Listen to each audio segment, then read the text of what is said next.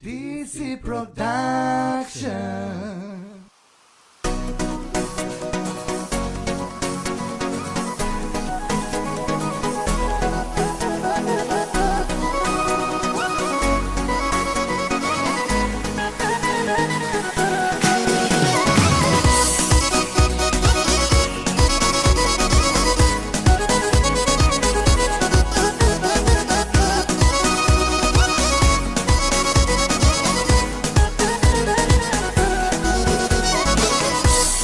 Sunt cu ea, oh da, atunci când sunt cu ea, e atât de bine în preajma ta, atunci când sunt cu ea.